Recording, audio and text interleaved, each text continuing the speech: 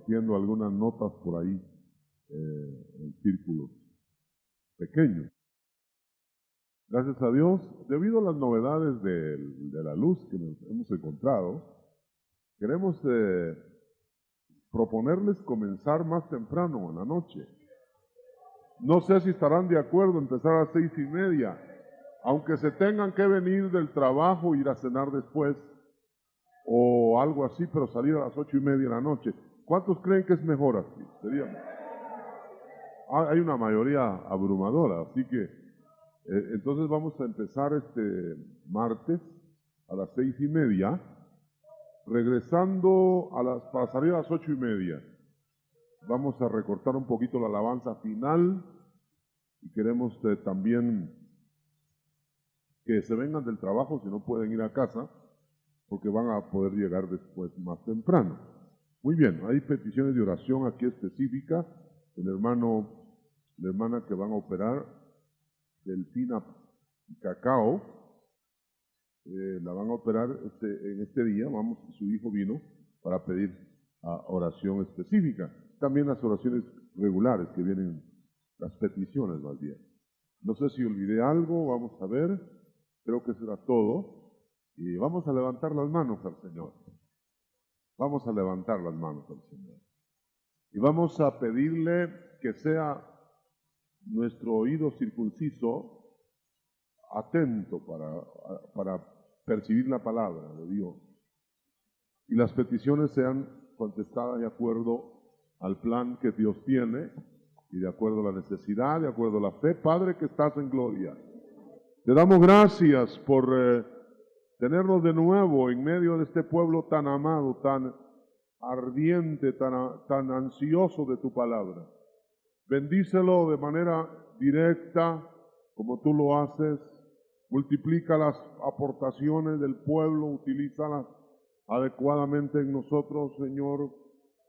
Estas peticiones que han llegado quedan delante de tu trono de gracia. Por el nombre de Jesús lo pedimos y lo recibimos por fe. Amén y amén. Gloria a Dios. Gloria a Dios. Siempre la casa llena, ¿verdad? Qué bueno. Gloria a Dios. Yo creo que ya no hay mucho más que esperar que lo que Dios tiene ya en los acontecimientos finales del género humano, aunque muchos no lo crean. Está acelerando tanto todo que ya no se puede hablar de otra cosa. Gracias. Bueno, antes de que usted se siente, quiero decirle nada más que esperamos que el Señor nos dé toda la luz necesaria para el andar final. Los tiempos son terminales ya. Muy bien, vamos a leer en el libro de los Hechos. Solo voy a leerle una frase que me llamó la atención para meditar esta mañana. Capítulo 21 de Hechos, en donde dice en el verso 11, el Espíritu Santo dice que en Jerusalén los judíos atarán así al dueño de este cinturón y lo entregarán en manos de los extraños. Estoy leyendo la profecía que le dieron a Pablo dentro de la iglesia que visitaba él, incipiente, en donde se plantea la pregunta de lo cual vamos a hablar esta mañana. ¿Hablará hoy? Allá en ese tiempo pues sí hablaba. ¿Hablará hoy el Espíritu Santo a la iglesia? ¿A ministros de la iglesia? ¿A personas de la iglesia? Bueno, todos creemos lo mismo, solo vamos a explicarlo. Pueden sentarse, mis hermanos, Dios les bendiga. Gloria a Dios. Bueno, la iglesia del Señor estaba comenzando en los días de Pablo. Tanto es así que Pablo era el perito arquitecto que estaba haciendo los acabados de la iglesia. Entonces quiere decir que si el Espíritu Santo quedó como el asesor, el abogado, el ayudador a la iglesia en la tierra, tenía que comunicarse de alguna manera, después de que Cristo se fue, con esa iglesia, a lo menos con los constructores de la iglesia. Aunque yo creo que a todos los miembros de la iglesia de alguna manera se tendría que comunicar. Eso es un hecho. Porque tenemos que comenzar por decir que cuando estamos hablando acá de la iglesia que era capaz en los días de Pablo de dar profecías terminantes a determinadas personas, como lo acabamos de leer. Entonces quiere decir que si estamos hablando de una iglesia que tenía esas facultades, las debe tener ahora, porque es la misma, ¿no? Lo que seguramente ha pasado es que se ha ensordecido el oído del creyente, o quizá la misma manera de tratar las cosas en la iglesia no ha permitido sino que las órdenes humanas, estructurales humanas, sustituyan a las del Espíritu Santo, cosa que no debe ser, no es normal. Tenemos que preguntarnos si es que convenimos ya al principio que habla el Espíritu Santo hoy, ¿por qué no hay experiencias abundantes en ese terreno? Por ejemplo, acá Pablo salía por sus giras, era una gira la que llevaba, y le aparece un hombre ahí en la casa donde fue a visitar, en una casa, ni siquiera en el templo, ni siquiera en la congregación, sino que en la casa donde había llegado, me parece que era en la casa de Felipe. Y entonces apareció ahí un profeta, fíjense, según el verso 10, llegó un profeta. O sea que Pablo llegó a esa casa y había un visitante que venía de otro lado, de Judea parece, y ese profeta que no lo conocía Pablo, y este profeta seguramente no conocía a Pablo, de repente cuando Pablo entró y se quitó su cinturón y dejó ahí todas sus cosas de la calle, pues para ponerse cómodo, el hombre de repente, así súbitamente, se llamaba Agabo, tomó el cinturón de Pablo. Fíjese qué cosa más sorprendente sería ahora, sorpresiva. Allá tal vez era habitual. Pero tomó el cinturón como que si usted hubiera llegado a su casa y alguien ahí, mandado por Dios, usted se quita el saco para ponerse cómodo y alguien le toma el saco y le empieza a profetizar. Qué bonito sería, ¿verdad? Siempre que fuera verdadero profeta. Porque tal vez luego llegan los falsos, esos son los que arruinan la cosa, hermano. Son los falsos los que hacen que uno dude de lo verdadero. Pero ahí todavía estaba el agua limpia. Y Pablo se quedó sorprendido cuando le cogieron el cinturón que le había puesto ahí. Y dice el profeta, y oiga cómo profetizaba. Así dice el Espíritu Santo. La profecía ahí en ese caso fue, así dice el Espíritu Santo. Nosotros oímos profecías acá y es viable también. Así dice el Señor, así dice, bueno, se dice de muchas maneras, ¿verdad? Pero aquí en este caso, así dice el Espíritu Santo. Qué bien sabía la iglesia que el Espíritu Santo le podía hablar. ¿Qué diríamos aquí esta mañana si alguien se parara a la manera de Agabo y dijera a gritos fuertes, así dice El Espíritu Santo. ¿Verdad que sería un poquito extraño para nosotros? Pero eso es el Señor hablando a gente de su iglesia. ¿Dice amén a esto? Bueno, yo creo que usted entiende bien esto porque nos frecuentan las visitaciones del Espíritu, pero habrá lugares, sectores, áreas de la iglesia de Cristo que son ajenas a esto. Esto les parece como que no se debe ni predicar. Bueno, pero sigamos acá. Y entonces, desafortunadamente, no desafortunadamente, en el caso de Pablo, el cinturón que se ató a Gabo era para decirle que lo iban a apresar.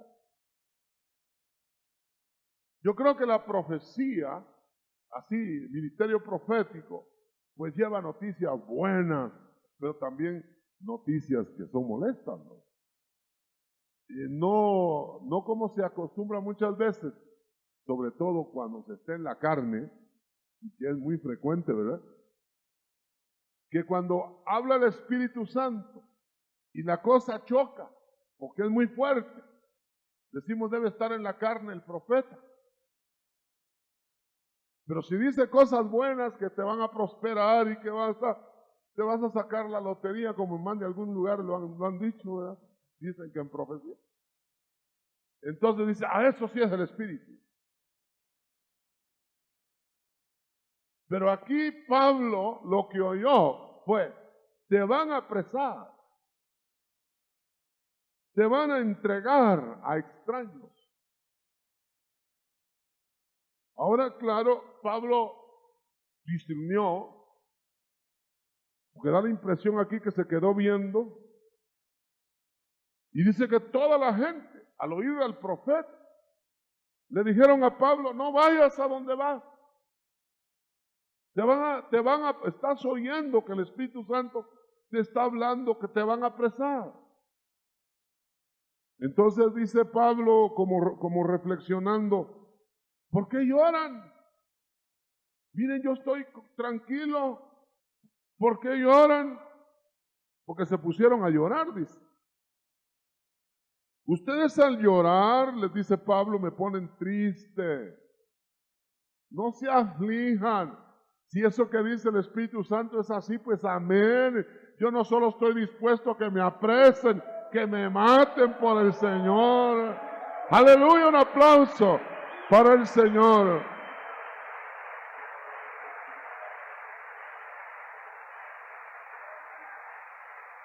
Y da una impresión muy interesante que Pablo no se perturbó. Seguramente notó que era del Espíritu, porque si no hubiera reprendido a ellos, a ver qué hubiera hecho. Pero dice, bueno, no lo pudieron convencer de que no fuera a donde iba. Entonces los demás del pueblo dijeron, bueno, él sabe a dónde va entonces. Seguramente tiene guianza del Espíritu. Seguramente el Espíritu es el que le dijo que fuera. Pero aquí le están diciendo qué le va a pasar. Pero él no se amedrentó. Entonces dice, bueno, hágase entonces la voluntad de Dios, dijeron los hermanos. Abrazaron a Pablo como dice, bueno, Pablo, al fin y al cabo a ti es que te va a pasar. Así que te vaya bien y ya que nuestras lágrimas no te convencen, nosotros no queremos que te vayas todavía, pero bueno, que te vaya bien. Bueno, ¿qué sacamos de esto? Varias cosas. Primero, que el Espíritu Santo hablaba a los miembros de la iglesia. Bueno, ¿y por qué ahora no? ¿Y por qué hay gente que pega el grito en el cielo y dice que no, ahora no? Yo tengo que convenir, hermano, y usted también, de que hay que tener cuidado con todas las voces que se levantan, por supuesto. Hay que ser muy acuciosos de que no todo lo que se oye es de Dios. Amén. En el Edén se oía la voz del Dios del cielo. Pero también había otra voz extraña. Y los deseos de los que vivían ahí generalmente se hacían pasar por deseos honestos. Ya ve que no todos eran honestos. Entonces hay que tener cuidado de los deseos personales ante los avisos de Dios. Hay que tener cuidado de las voces extrañas satánicas. Hay que tener cuidado de los profetas falsos. Hay que tener cuidado de las falsas profecías. Bueno, pero a todo esto entonces mejor no oír nada. No, no. Lo que sí es que hay que discernir. Quiere decir que entonces el Espíritu Santo está hablando al espíritu o a la persona capaz de discernir. Ahora, por supuesto que le habla a otros que no disciernen, pero como no lo creen, por no discernir bien, entonces el Espíritu Santo prácticamente está hablando solamente con los maduros. Aunque haya voces en el aire y aunque haya sueños y haya todo lo que usted quiera, pero está hablando a los maduros. Dios sabe que el maduro le entiende. Amén. Por eso vale la pena madurar, hermano. Hay gente que dice, no, pero yo, como no discierno, mejor que no me hable nadie. Como yo, de todos modos, yo voy para el cielo, y empiezan a escudarse en la pereza mental, cuando Dios ha mandado que maduremos, porque Él dice que va a hacer un grupo muy especial dentro de los discípulos. No digo el de antes, ahora. ¿Cuál será ese grupo? Fíjense que a través de los tiempos, el Espíritu Santo ha estado hablando, por supuesto, pero a través de los tiempos, nosotros vemos que Dios Padre, en su tiempo primario, hablaba a ciertas personas, a otros no.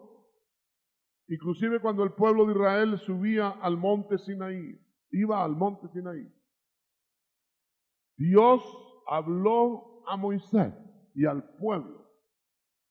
Fíjese bien, quería hablarle a todo el pueblo. Reúneme a todo el pueblo, dice Dios. Y lo reunieron.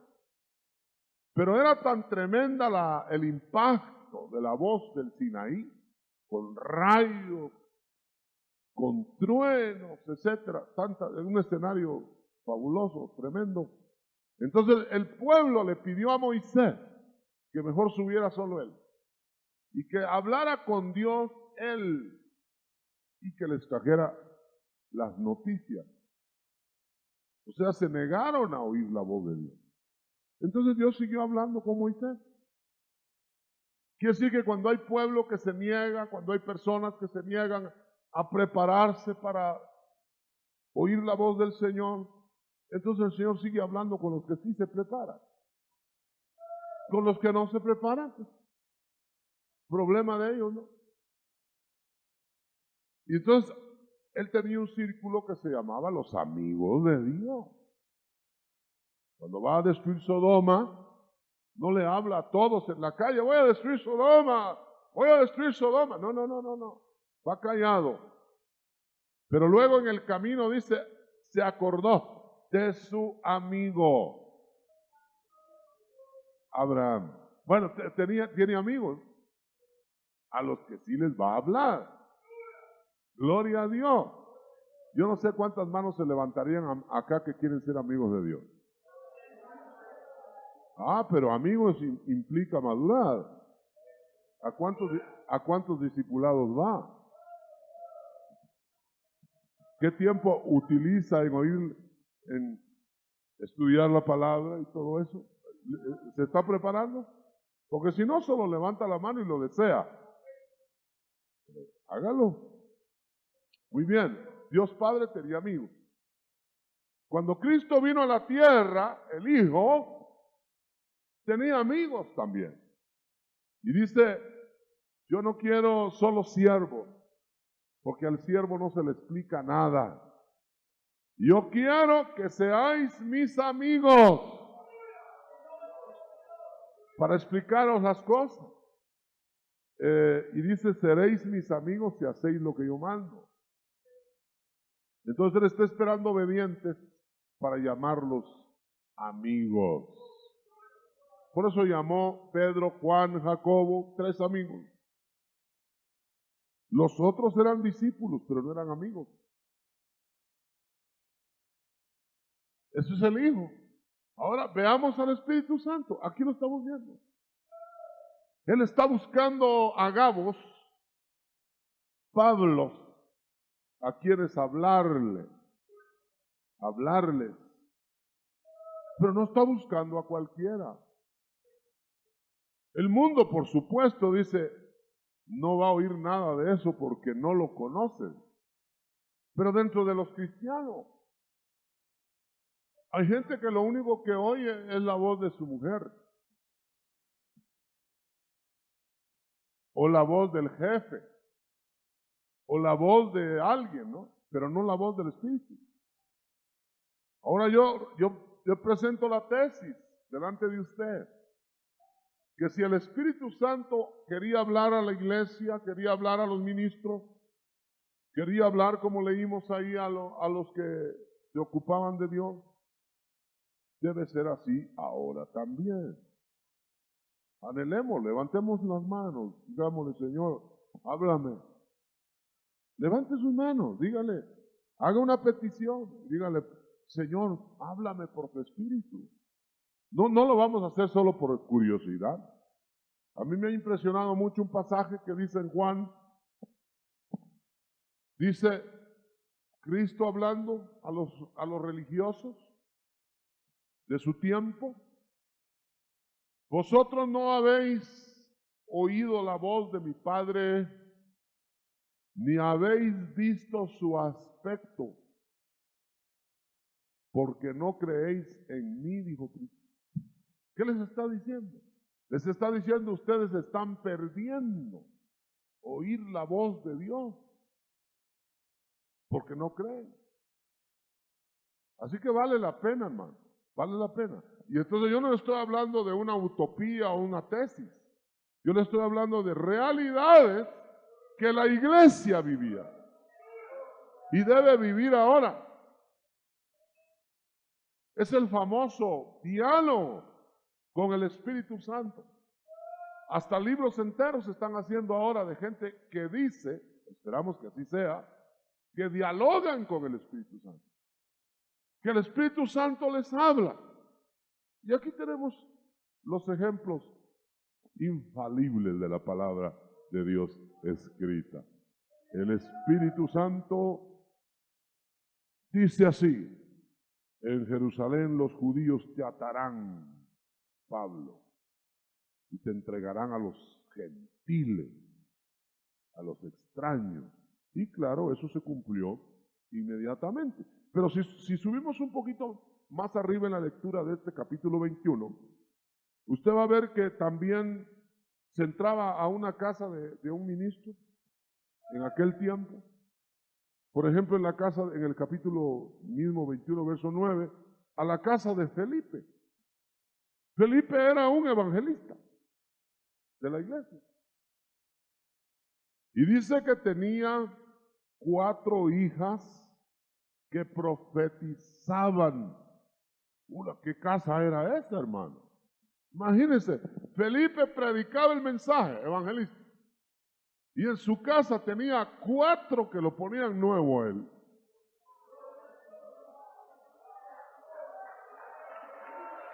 Gloria a Dios. Ahora imagínense.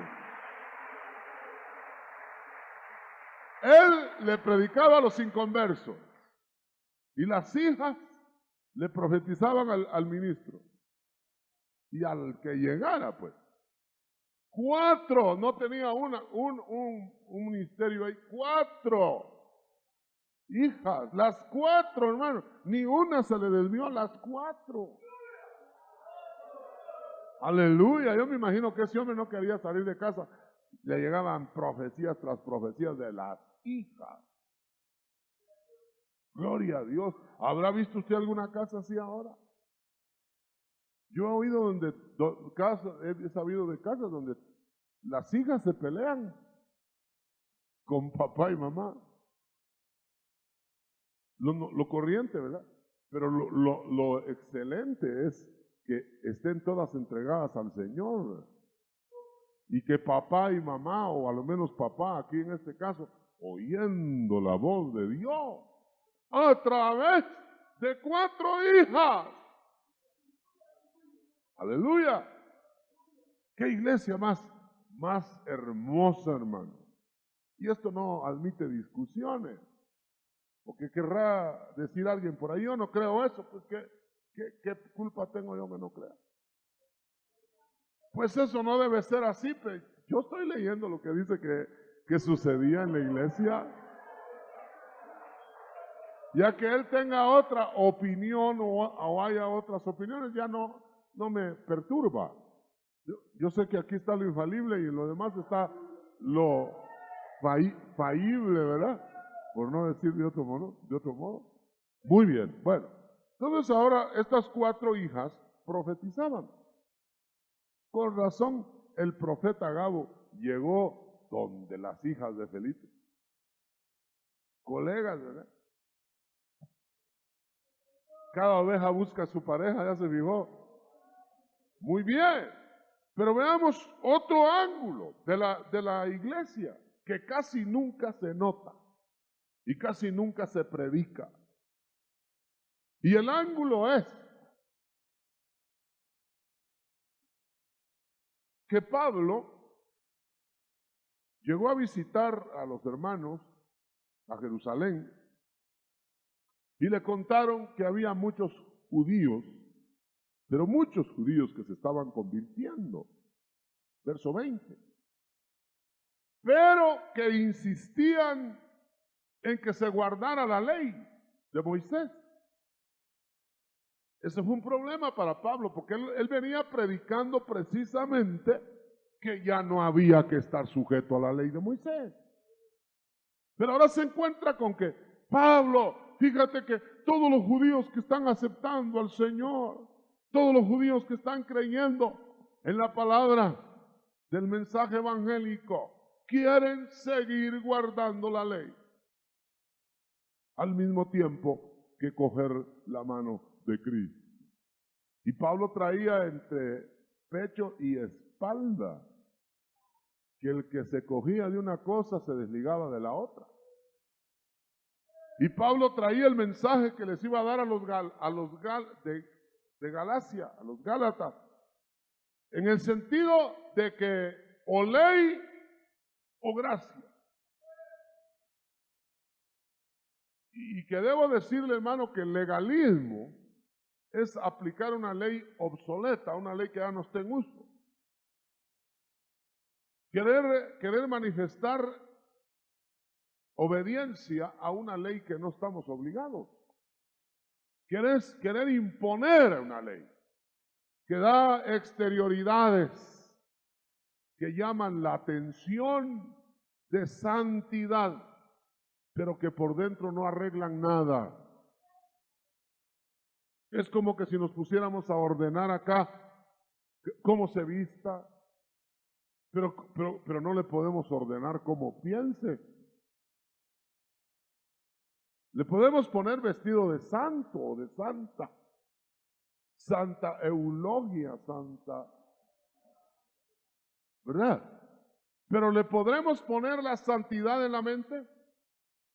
No. Entonces no vale la pena exponer una santidad que no se compagina con la mente. Y yo diría que si habría que escoger entre las dos, sería preferible la santidad de la mente. Lo demás, el que por dentro piensa bien, por fuera se arregla bien. Amén. Gloria a Dios. Por eso, usted nota que acá, en este púlpito, no insistimos en arreglos exteriores. No que estemos de acuerdo con todos los arreglos exteriores, pero que no exigimos, porque si no lo exige el Espíritu por dentro a usted y usted no atiende, ¿a quién va a atender? Y de nada serviría que nos atendiera solo por miedo. Pero claro, no estamos diciendo que estamos de acuerdo con todos los arreglos exteriores. Hay arreglos fuera de línea, hermano. Hay arreglos exagerados, hay arreglos deshonestos, hay arreglos ostentosos, de todo hay. Pero esa es tarea que se ha echado encima el Espíritu Santo para modelarlo a usted. Y claro, los ministros debemos hacer hincapié en que sea el Espíritu el que nos regule. No decirle a la gente, está muy bien así, no tenga pena. No. Pero no confundamos una cosa con otra. Pero no puedo yo utilizar, por ejemplo, ni siquiera 10 minutos, mucho menos una hora de sermón, para hablar solo de los prensacorbatas o de las cejas depiladas. No puedo utilizar 45 minutos para decirle a usted de qué largo debe ser la falda. ¿Me estoy explicando? Y sin querer decirle con eso que vístase como quiera. No. Vístase como quiere el Espíritu Santo. Un aplauso al Señor.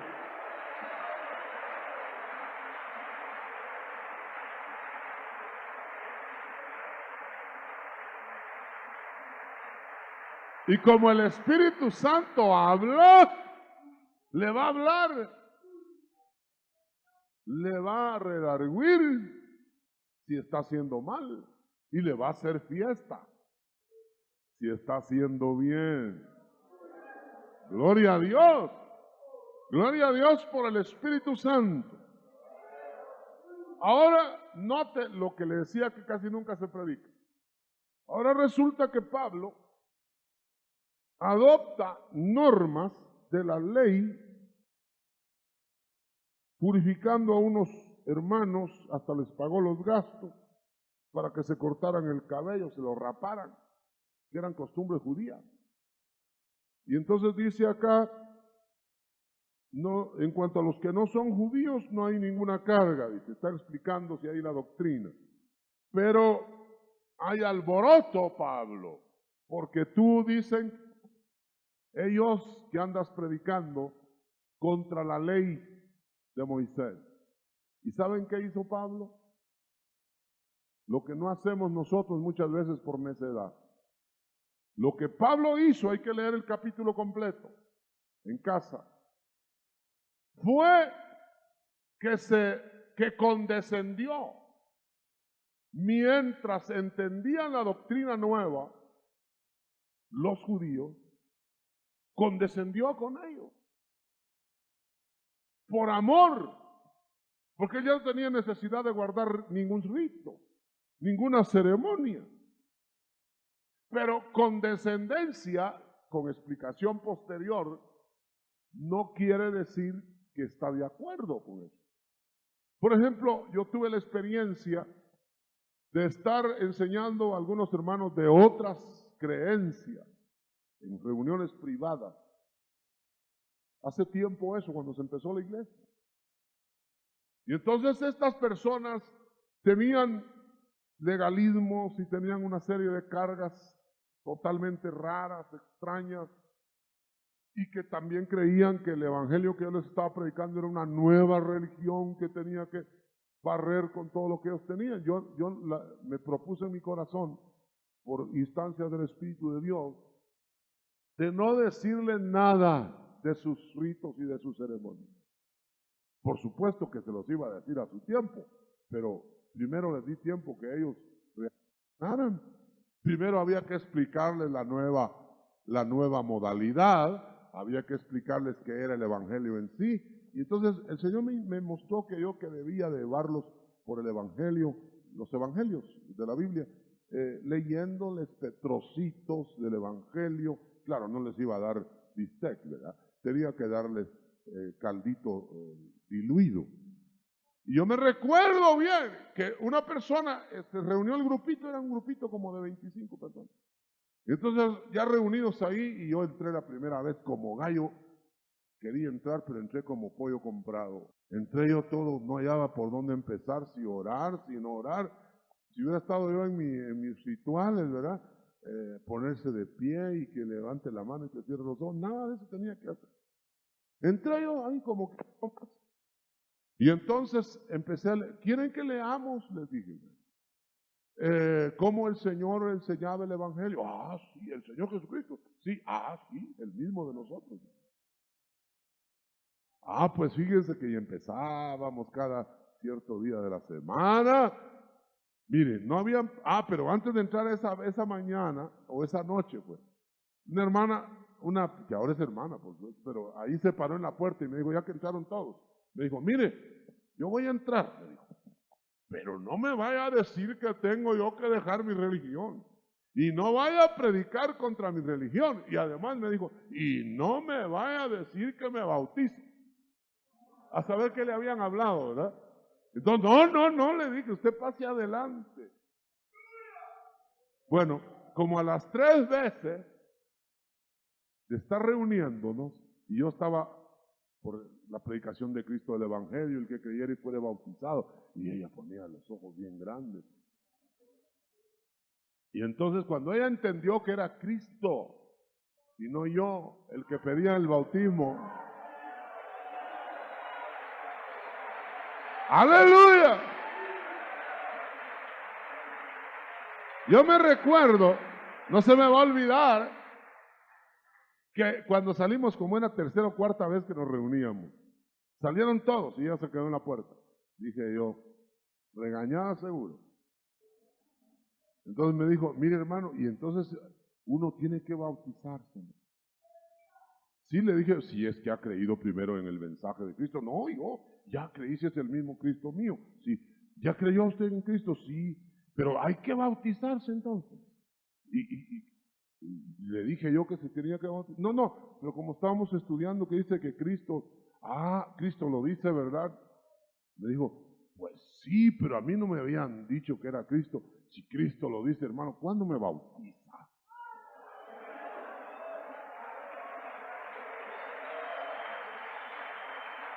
Ahora, la experiencia ahí me enseñó que si yo llego y le digo, tienen que bautizarse, se van todos. Y me quedo yo hablándole a las tías. Pero ellos mismos fueron descubriendo. Eso es condescender por amor al que no tiene la doctrina plena. Y eso es lo que hizo Pablo acá. Que tienen que raparse, pues, y también yo me tengo que rapar. Me rapo, dijo Pablo, para que estos que no han entendido tenga yo tiempo de hablarles y entendamos. Me haré judío a los judíos, dijo Pablo, para ganarlos, para salvarlos en Cristo. Pero está diciendo Pablo, me voy a hacer a ellos para salvarlos, no para hacerse uno a ellos. Para salvarlos. ¿Qué ley le obligaba a hacer eso a Pablo? Ninguna ley, sino la del amor. La del amor. Yo recuerdo otra experiencia, una hermana que venía de los Estados Unidos. Allá la cultura y los modales son otros que los nuestros. Allá, bueno, es de otra manera que se ven las cosas. Esta hermana vino acá y recuerdo que estaba en la oficina y entró airada. A ver qué le dijeron. Yo he recibido mucha gente airada, hermano. No me va a decir que yo tengo que quitarme la ropa que tengo, me dijo. Y yo vengo de otra cultura, me echó el sermón ella a mí en vez de haberse echado yo a ella. Y le dije, no, si yo no he dicho nada. ¿Cómo no? Ahí andan diciendo que usted dice que yo soy una Jezabel. A saber quién le fue a decir eso. Tenía ganas de decírselo, pero se lo dijo, así dice el hermano Otto.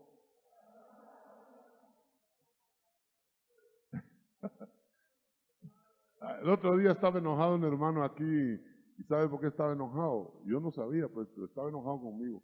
Al fin se acercó y dije, ¿por qué está tan serio, hermano? Ah, cállese, me dijo, usted me quitó del parqueo, ¿verdad? Me dijo. Yo le dije, ¿cuándo, hermano? Ah, eso hace rato, eran otros diáconos, no somos de ahora.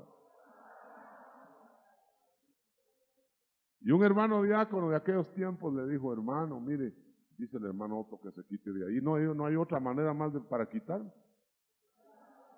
Y desde entonces el hermano ya no me tragaba, fíjese. Bueno, es el caso, entonces, que ahora hay una ley. Esta hermana que llegó airada, ¿sabe? Me dijo, yo he estado en Haití. Y nadie me dijo nada en Haití. Y entonces yo como le vi la figura que tenía, hermano, que parecía florero,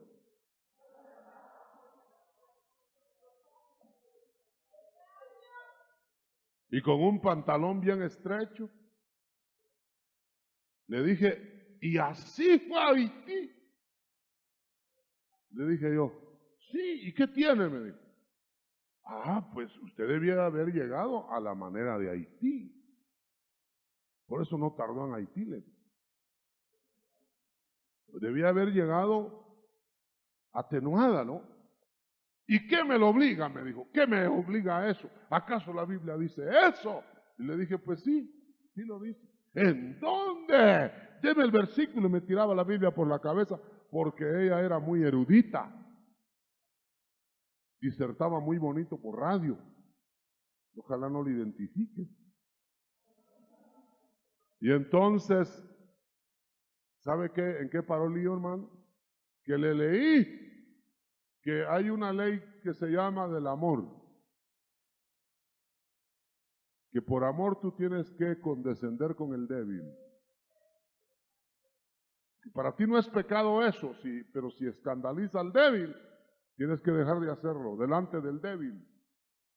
Es aquello que dice Pablo, si comer carne, a mí me gusta, dijo Pablo, y me la como, qué sabrosa, carne de exportación. Pero si comer carne, y se estaba refiriendo a carnes prohibidas para los judíos, si comer esa carne delante de un judío escandaliza al judío, dijo, pues no la como, la pido para llevar, dijo.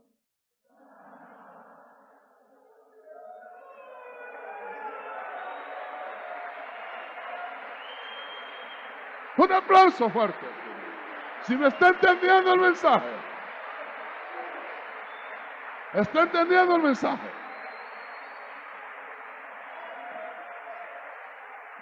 Quizá alguien esté pensando por ahí, pero eso es hipocresía, hermano. Porque alguien me ha dicho, allá en la iglesia andan bien vestiditos y en la calle andan mal vestiditas. Pero ¿será hipocresía todo lo que parece? No. En este caso, de lo otro no me responsabilizo. Pero en este caso, fíjese bien, era evitar un escándalo en el que no estaba preparado para entender lo que estaba haciendo el maduro. Si es esto hipocresía, pues no es hipocresía. Ahora, si es porque aparentas una vida acá y otra allá, eso sí se llama no hipocresía, hipocresiota. Amén. Gloria a Dios. No confundamos la gimnasia con la magnesia. Muy bien. Ahora vamos terminando porque yo les ofrecí que vamos a ser breves para que ustedes se vayan luego. Ahora es de día, ¿verdad? Que hoy que me acuerdo. Bueno, entonces aquí tenemos otro detalle de la iglesia al principio, que debemos trasladarlo ahora. Estúdielo bien en casa y va a ver usted que es saludable trasladarlo. Es esto. Dice en el capítulo siempre 21 que acusaban a Pablo de que había profanado el santo lugar del templo. Al leer el contexto, era porque él había entrado con unos hombres a purificarse al templo. De alguna manera lo querían enredar en acusaciones falsas. Entonces Pablo, en este caso, habría profanado, porque creían que había entrado a unos griegos, que eran gentiles, al templo, en donde no podían entrar los gentiles. Pero parece que Pablo no los había llevado. Pero quiero decirle algo más que haberlos llevado o no haberlos llevado.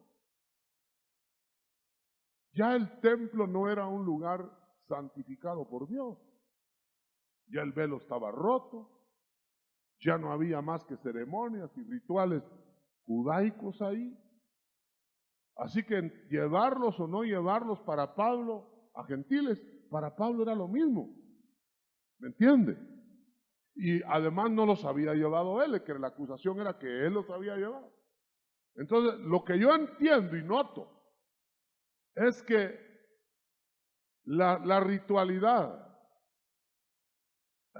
abusa, la religiosidad abusa de la verdad. Entonces, el hecho de que usted vaya, por ejemplo, pase por enfrente de un templo, o que usted no crea eso y ponga un pie ahí para ver el templo así, no lo está profanando. O sea que hay ciertas ocupaciones que le permiten a uno, sin participar de aquello, estar ahí. Es como el mundo mismo. ¿Acaso no se sienta usted en las mismas mesas en los restaurantes que se sientan los impíos? Pero usted no se hace impío con eso. Pero tampoco usted mancilla los lugares a donde vamos. No hay lugares sacrosantos especiales. Por eso es ridículo que la gente venga de puntillas al templo y dice, ya estoy en el templo, cállese hijo, cállese. Y si el templo es lo mismo que cualquier lugar, si la santidad está acá adentro, gloria a Dios.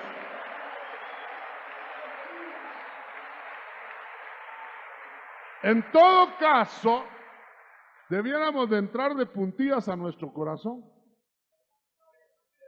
En todo caso, el ojo de Dios que nos vigila de día y de noche es el que debemos temer. No si hay un diácono por ahí o si está el pastor, sino, ¿estará Dios mirándome? Claro que te está mirando. Le damos un aplauso sonoro al Señor.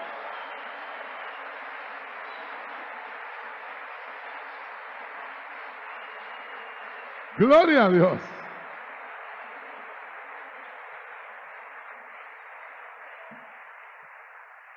De los lugares a donde yo asistí ahora otra vez, viera usted qué cuidados, que no se, bueno, me llamó la atención y ojalá no sea indiscreto con eso, en un hotel de Jerusalén, los elevadores que lo llevan a uno para no sé cuántos pisos, para abajo y para arriba, ¿verdad? Pero hay un elevador que se llama elevador sabático. Bueno, tantas veces he ido yo y hasta ahora me fijé. ¿Y sabe qué? Elevador sabático. Yo iba a entrar en un elevador sabático, no sabía. No, me dijeron, pero como que ya se iba a caer el mundo. Y yo dije, ¿qué haría yo? No. Me señalaban como no entendía y llamaron a un intérprete. No, ahí no se puede entrar. Ahí entran solo los judíos. Ah, vaya, pero pónganle el rótulo, les dije yo. Porque yo soy israelita. Israelita también, usted sí, pero espiritual.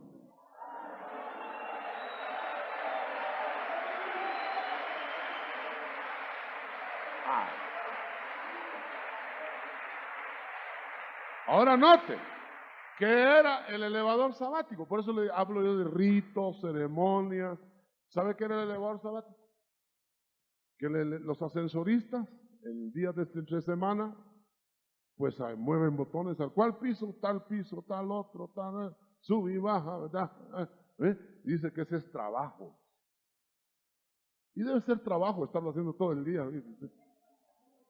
Bueno, entonces entre el sábado Y entonces solo funciona el elevador sabático.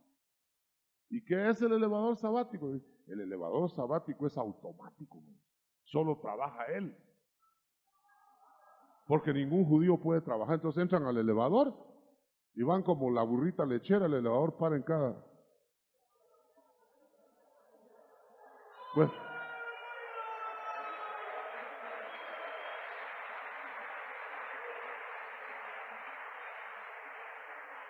ya mero les decía yo, denme un cuarto abajo para el día sábado, porque eso es, va uno ahí subiendo, como media hora para subir, hermano, y uno preciso. Me acordé yo de colar el eneldo y el comino, diezmarlo, dice, y no hacer el resto, dice. Dice, cuelan el mosquito y se tragan el camello. O sea que la ceremonia, los rituales, todo eso ha quedado cancelado. Absoluta. De tal modo que la iglesia debiera de haber dejado todos esos ritos y todas esas cosas, como que lo consagran a la gente, la consagran y en realidad no hacen más ni provecho, ni beneficio, ni daño. Pero a cambio de eso, la iglesia debiera entrar en otro terreno. ¿Cuál? El terreno en que haya sobrenaturalidades, que el Espíritu hable, que haya esto, pero nos quitamos de lo otro y no tenemos nada, nos quedamos en el aire, hermano. Esa es la gran tragedia de la religiosidad cristiana, que han perdido las costumbres que les gustaba antes en el mundo. Pero las nuevas costumbres son costumbres que no están ordenadas por Dios. Se han roto moldes paganos, moldes anticristianos, rituales religiosos, y se han hecho otros moldes, que también son moldes, que nos aprisionan ahora en el Evangelio de libertad. Entonces yo diría que el mensaje que estamos oyendo en esta mañana es un mensaje que le está diciendo a usted, la iglesia debe enriquecerse y debe madurar para poder degustar todos esos platillos de Dios. Pero no lo ha logrado la mayoría. Por eso el Señor termina el mensaje a la iglesia. En la iglesia número 7 de Apocalipsis. Y termina pidiéndole que le abra la puerta para entrar en todo lugar de sus áreas, para poder cenar con nosotros, comer en el mismo plato con Él. Pero le negamos. Y entonces el Señor está, llama que llama, estoy a la puerta, 3:20 de Apocalipsis, estoy a la puerta y llamo. ¿Cómo es que está llamando a la puerta de la iglesia que es de Él? Porque lo tienen marginado, lo tienen en la puerta. Una vez a la semana van a la iglesia y cuando se va la luz no van. Aquí no, porque todos vienen. De tal manera que el profeta Agabo, en ese local donde encontró a Pablo, nos da una lección y nos dice, ¿habrá profetas en la iglesia de hoy? ¿Dónde están? ¿Qué dicen? Aleluya, gloria a Dios. Ay, hermano. Pero como se ha peleado tanto contra el ministerio profético, se ha peleado tanto que el ministerio profético ni lo quieren reconocer, se ha dicho tanto contra el ministerio profético que ya apenas hay valientes que se animan a soltar la voz del Espíritu. Y la iglesia perece por falta de conocimiento de la palabra. En esta mañana, a que le abramos el corazón al Espíritu Santo, porque es el abogado que se quedó encargado en la tierra de asentar el testamento nuevo. Déjeme que concluya antes de que oremos con esto. Usted sabe que cuando una persona testa, tiene que morir para que el testamento se haga efectivo. Pero resulta que nuestro testador, que tuvo que morir porque tiene que morir el testador, resucitó. Entonces, si el testador humano pudiera resucitar, él mismo tendría que vigilar su testamento a ver si se está cumpliendo. Pero como ya no resucita el que dejó testado, ¿verdad? Pero nuestro testador sí. Ahora él se fue a vigilar allá arriba y dejó al otro vigilando abajo. Por eso tienes al Espíritu Santo. Aleluya. Por eso el que tiene a Cristo y al Espíritu Santo tiene a los dos abogados, al abogado intercesor y al abogado asesor. ¿Sí? Abogado intercesor para cuando lleguen tus peticiones allá arriba. Y él dice al Padre, le dice, sí, sí, sí. Y el abogado asesor que está aquí, adentro de tu corazón, adentro de ti. Y ese abogado te dice si está bien o está mal lo que vas a hacer. Porque es asesor. Y entonces cuando venga la glorificación del cuerpo, vamos a tener a las tres divinas personas. Y es más que completo. Levante sus manos al Señor. Aleluya. Iglesia de Cristo, renueva tu amor. Y que vengan los caudales de la vida del Espíritu.